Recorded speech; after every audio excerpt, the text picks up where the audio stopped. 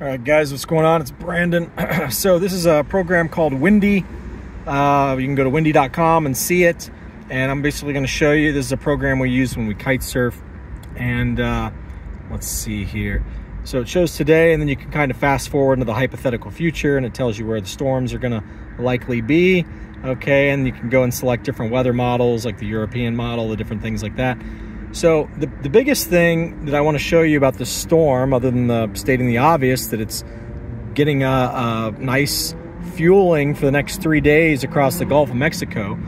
So again, let's just, Wednesday by noon, they're predicting it to be there. Now the interesting thing about storms, guys, is the bigger they get, the less they get bossed around by the weather and the more they just kind of chill, especially over the Gulf of Mexico, because that is the fuel. So it just keeps getting added onto and added onto, okay? So this storm, as far as size goes, is going to be absolutely massive. It's going to be bigger than the state of Florida easily, okay? The clouds. And so the bands are going to create many, many tornadoes, okay? But I want to just cut to the chase here and show you what's really important about this storm. So if we zoom out, we go to the different altitude, okay? Right here. So we were at 5,000 feet, okay? If we go all the way up, go all the way to the top, so this is the top altitude now, things are usually pretty peaceful all the way at the top. So we'll rewind. Okay, so there's Wednesday. But the point is, you see there's no shearing wind all the way at the very top. We just have wind coming from the south to north, which is very peaceful. So you have no shearing wind there. So let's go down to ground level real quick, because we didn't show you that yet. I thought I was on ground level, but I wasn't.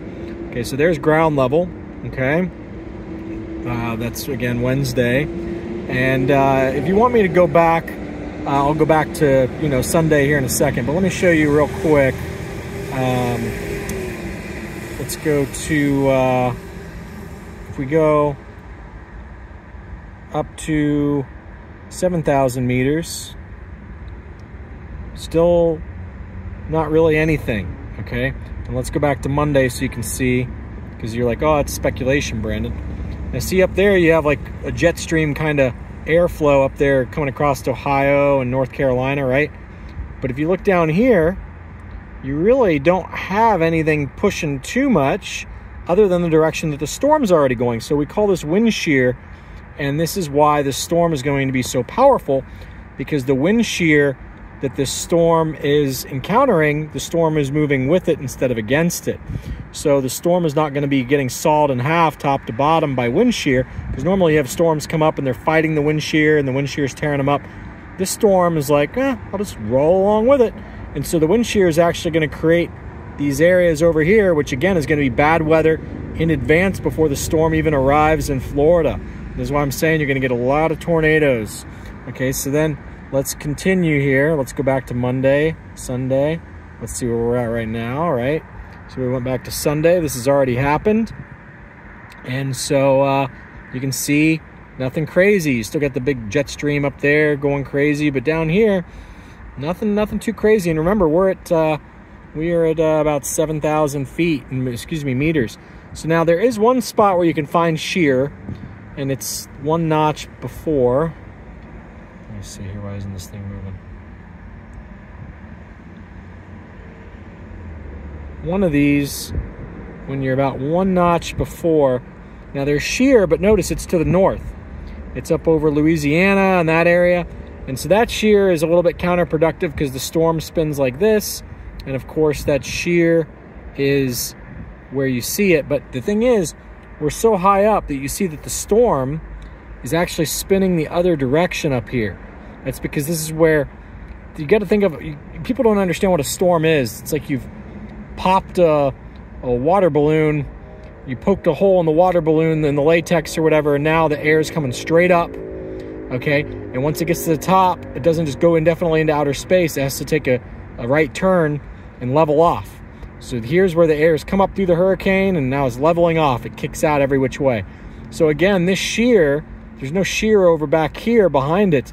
There's no shear, okay? The shear is up here, and it's just going to kind of stay south of that shear and rotate and just grow fine.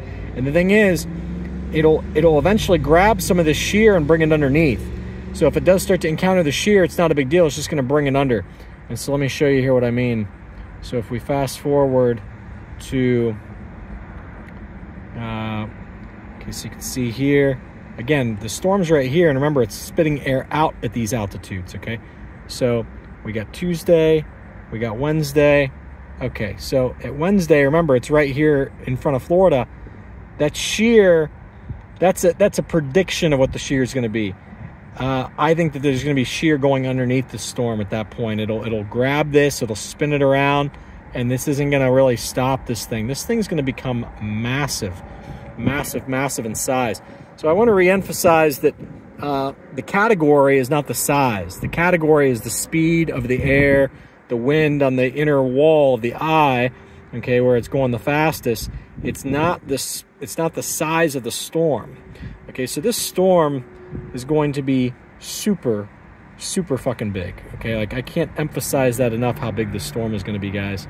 I don't think that the media is doing a good enough job of explaining to you how big this storm is going to be. Okay, so anyway, just and then of course, you know, it's going to be bringing all this water up the Gulf Stream, and this is what people don't understand, is it's going to have all this warm water fueling it from over here too, in Lake Okeechobee and all these different things, and then it's going to be driving all this water up into South Carolina. So let's look at what it shows is going to happen to South Carolina here. Now again, South Carolina is still a ways away as far as days are concerned, because you see we're at Thursday, Friday, but just know that there for a minute you're going to get flooding in South Carolina, and if it holds that course there, then it's going to suck all the water back out of South Carolina, which is good. But otherwise, if that thing turns north a little bit, expect, and let's see what it does here. See, these kind of storms, man, they're on a different path. They can always come back and have round two. People don't realize it doesn't just have to go off into the Atlantic and never return again. This thing could come back for round two. It's potentially possible that it does weird things. So this one is going to be a record storm. All right? I just want to stress that enough. All right? See ya.